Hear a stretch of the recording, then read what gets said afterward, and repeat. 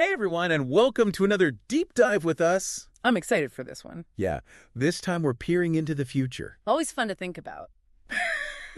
But not just any future. Right. This deep dive is all about London's future. London, baby. Can you picture it? I'm trying to. Stepping into a time machine Okay. and whizzing through the decades to see what awaits this incredible city. That's a great way to think about it. And what's great is we're not just making this all up as we go. No. We've got a fascinating article from Londonist.com. Oh, yeah, and I love this article. It does such a cool job of laying out a blend of actual plans for the city Right.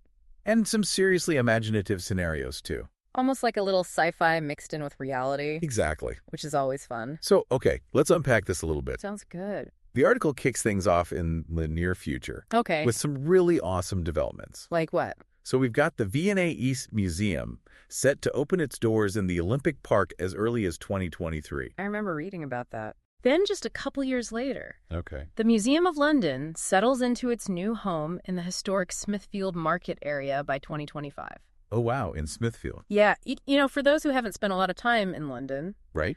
Smithfield is this ancient market square just drenched in history. Centuries of it. It even hosted jousting tournaments way back when. No way, really. Yeah, so you can imagine the atmosphere of the place. I've always wanted to go there. Oh, you should. It's amazing. I'll have to add that to the list. Definitely do. So we've got these museums moving into some pretty iconic spots. Right, and it's not by accident. Definitely not. Putting these museums in the Olympic Park. Which is itself this symbol of urban renewal. Absolutely. And then Smithfield with its centuries of London life. Yeah, It shows how the city is trying to do this cool balancing act I see what you mean. of bridging its past and its future. Very cool. And while we're talking about developments, we can't forget the less glamorous but super important arrival of what they're calling the super sewer. The Thames Tideway Tunnel, Right. also slated for completion in 2025.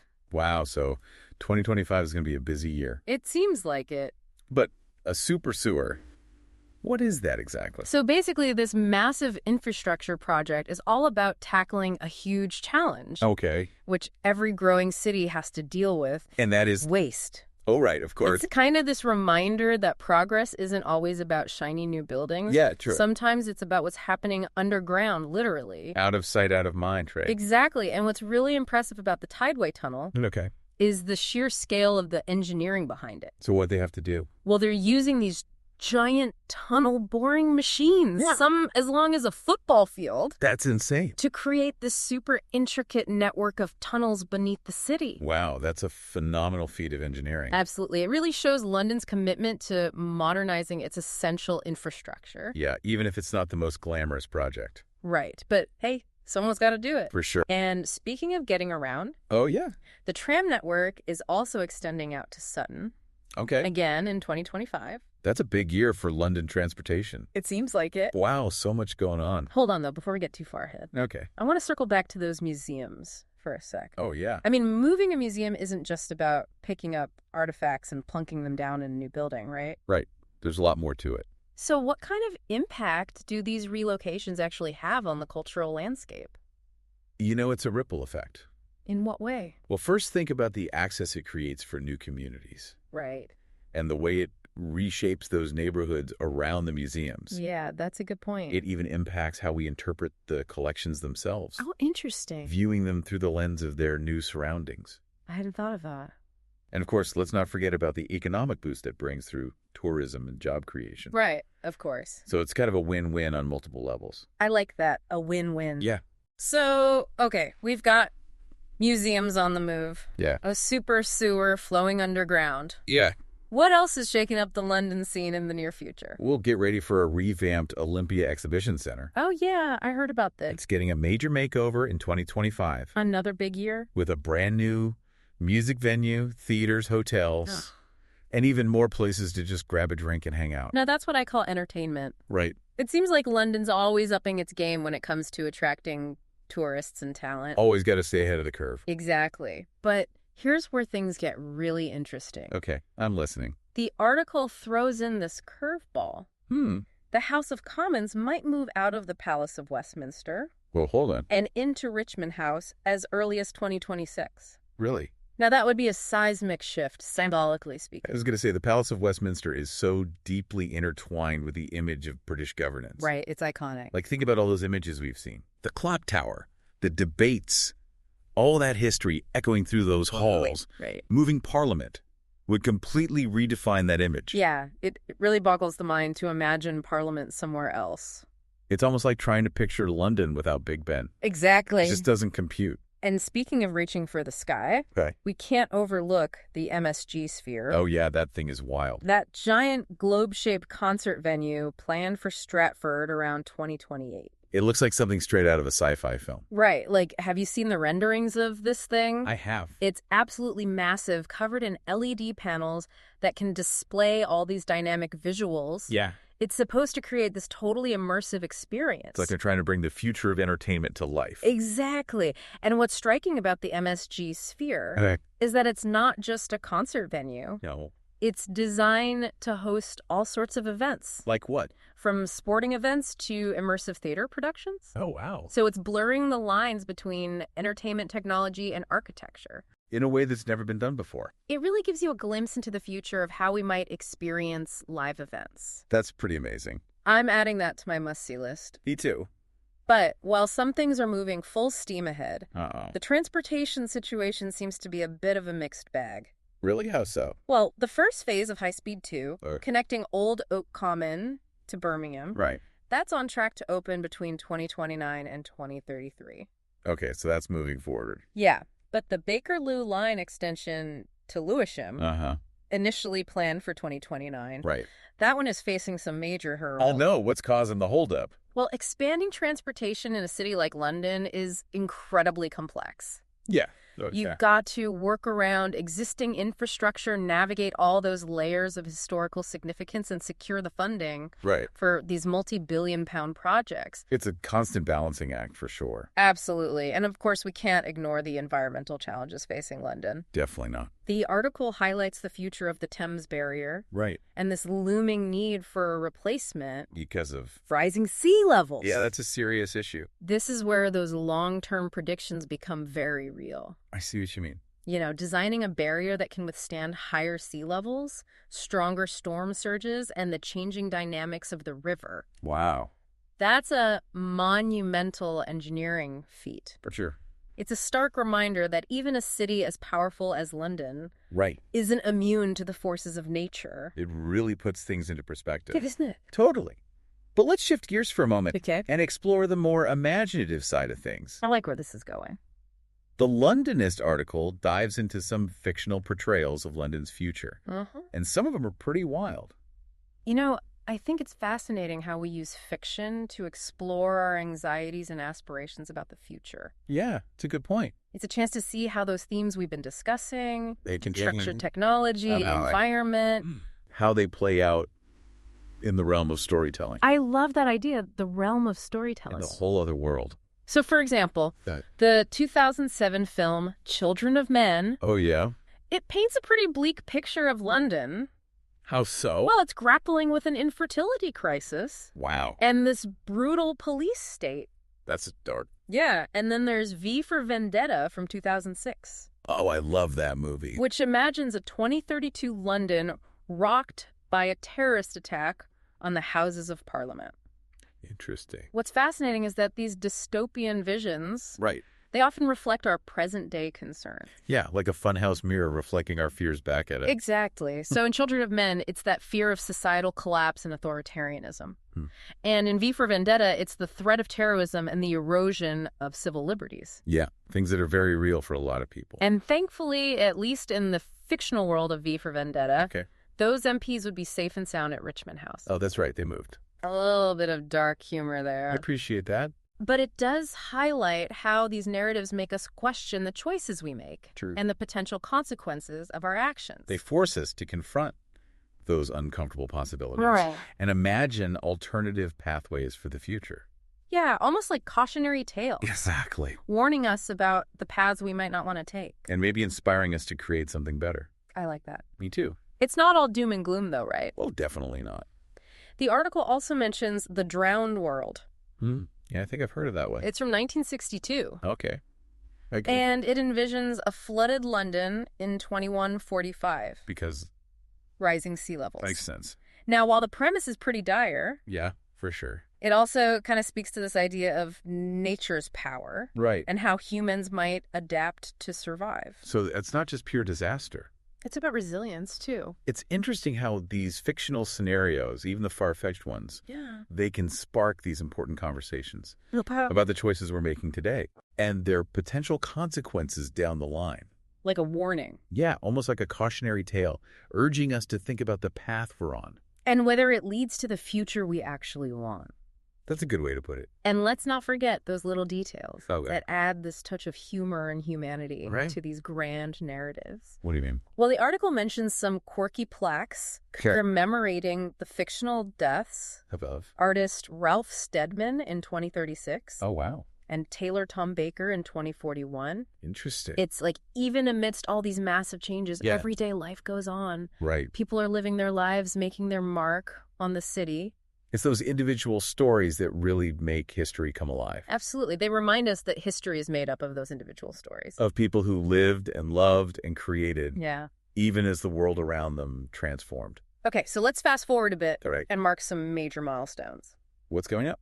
Well, London is set to celebrate its 2000th birthday in 2051, Wow, 2,000 years. which also happens to coincide with the anniversaries of the Great Exhibition and the Festival of Britain. Wow, that's a lot of celebrating. I can't even imagine what kind of parties they'll dream up for that.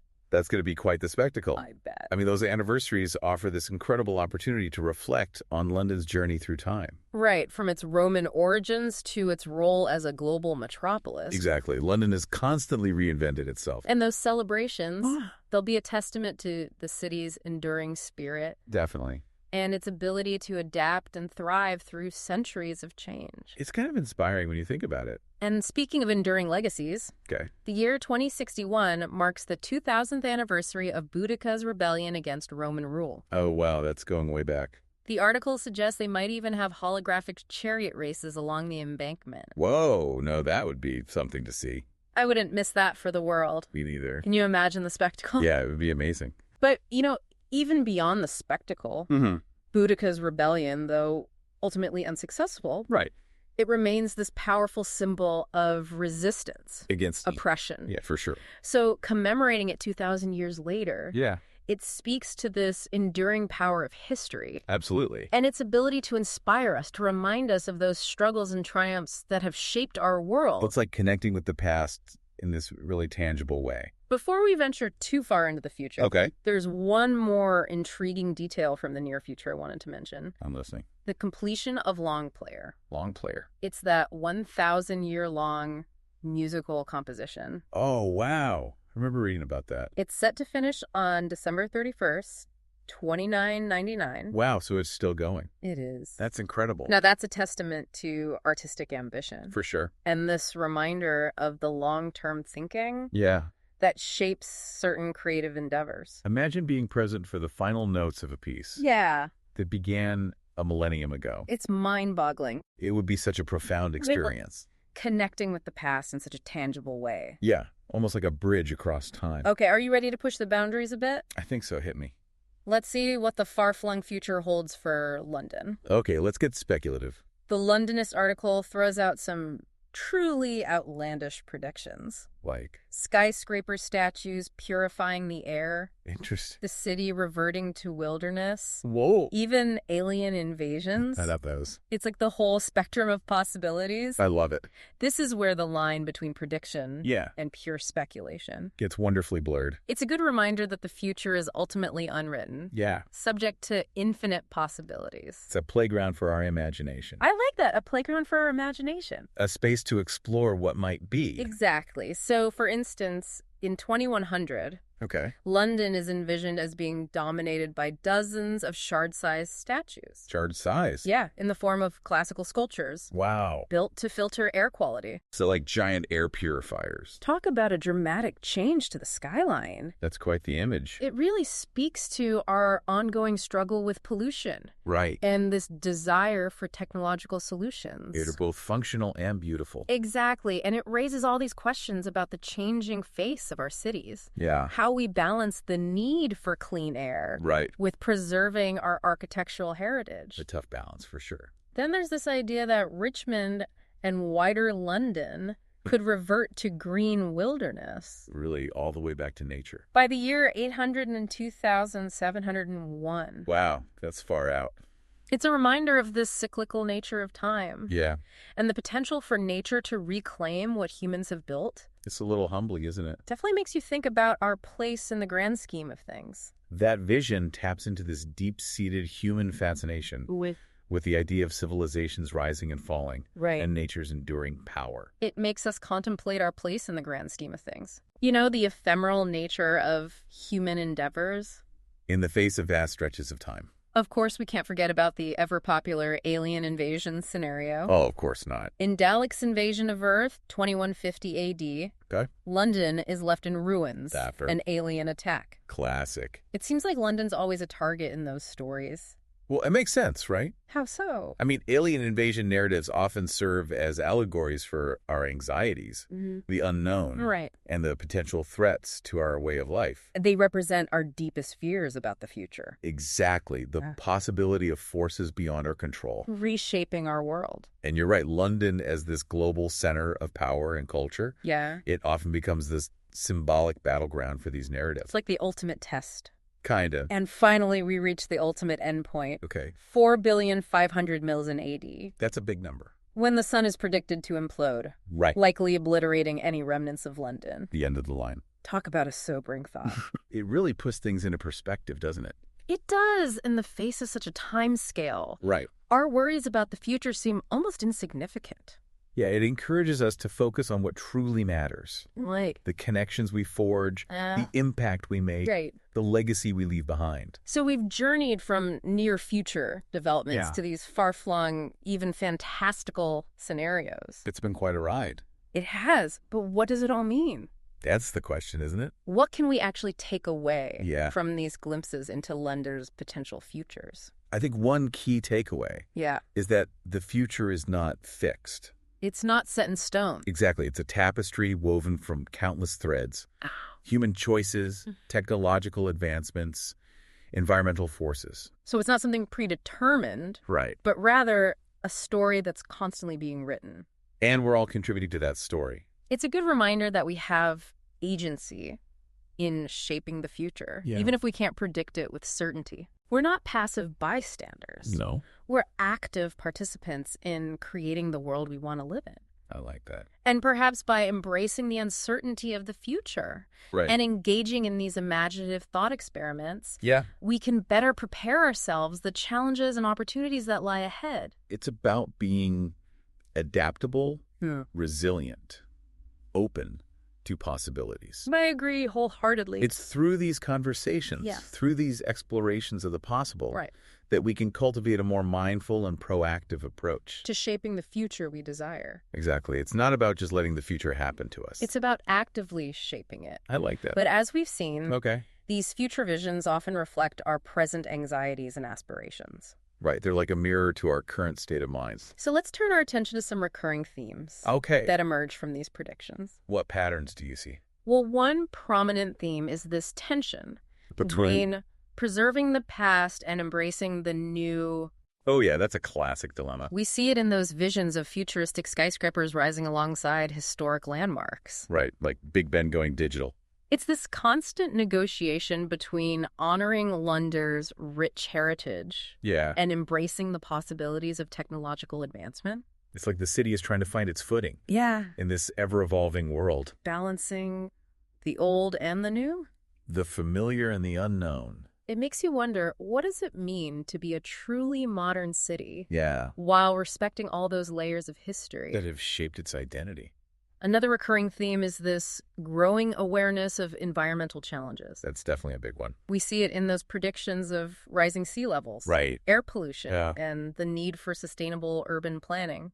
Yeah, it's a reflection of our growing understanding of how interconnected human actions are Right. with the health of the planet. And it's not just about mitigating the negative impacts. Yeah. It's also about creating a city. That's in harmony with nature. where green spaces and sustainable practices are just woven into the fabric of everyday life. Absolutely, like making sustainability just a natural part of city living. And let's not forget about this enduring fascination with technology Oh yeah, technology is always a hot topic. and its potential to transform our lives. It's like this constant source of both anxiety and excitement. We see it in those visions of digital landmarks, Right. advanced transportation systems, Right. even those air purifying statues we talked about. It's like we're always looking to technology to solve our problems, Yeah. to create a more efficient, a more sustainable, a more connected world. But we also have to be mindful of those potential downsides, right? Absolutely. The ethical implications, the potential for unintended consequences, Right. the risk of widening the gap, Right. those who have access to technology and those who don't. That's a crucial point,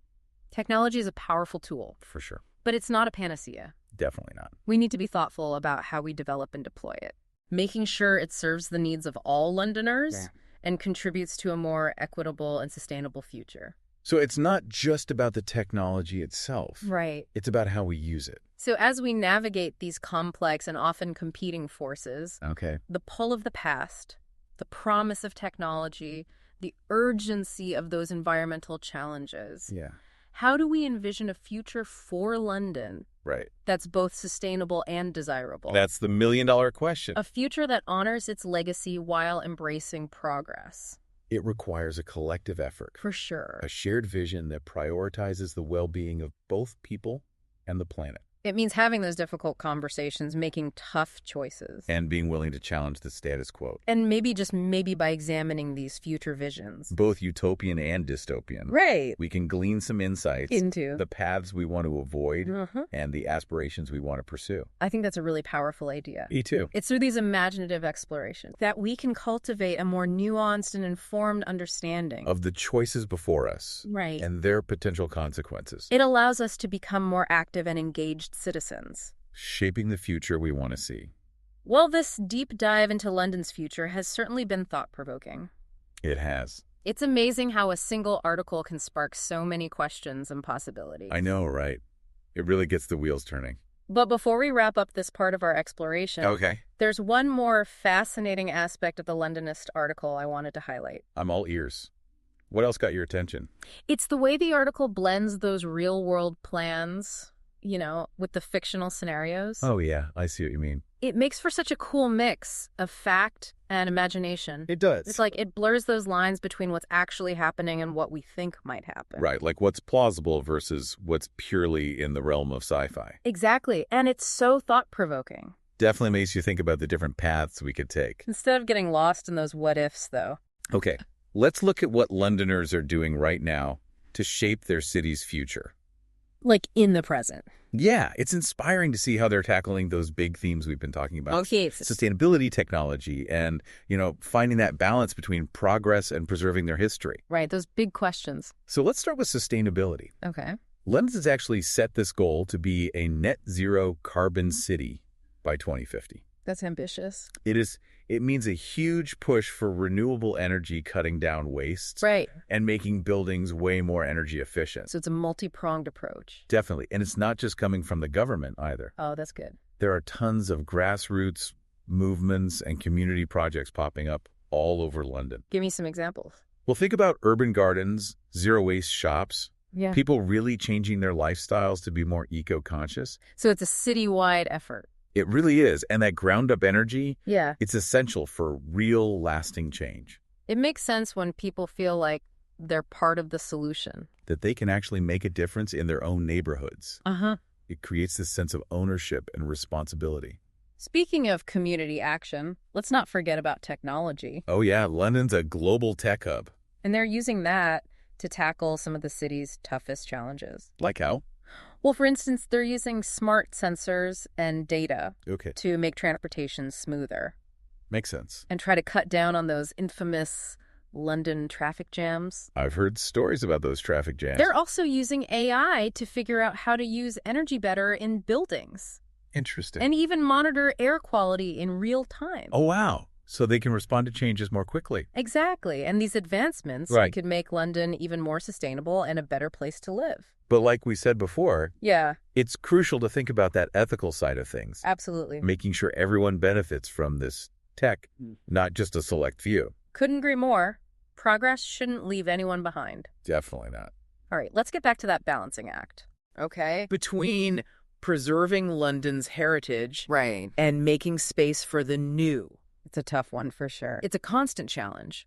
But one approach is to design new buildings that complement the older architecture. Rather than clashing with it. Exactly. And there are some really creative people in London who are repurposing old buildings for totally new uses, Oh, wow. giving them the second life while still honoring their history. That's what I call sustainable thinking. Right? It's about finding creative solutions. And we can't forget about those green spaces Yeah. that give London so much of its character. The parks and gardens. Exactly. And Right. making those streets friendly to walkers. Right. Those are essential for a sense of community and well-being. Yeah, especially in such a busy city. It's like they're the lungs of the city. I like that analogy. Letting everyone breathe, Huh? connect with nature. Even in the middle of all the hustle and bustle.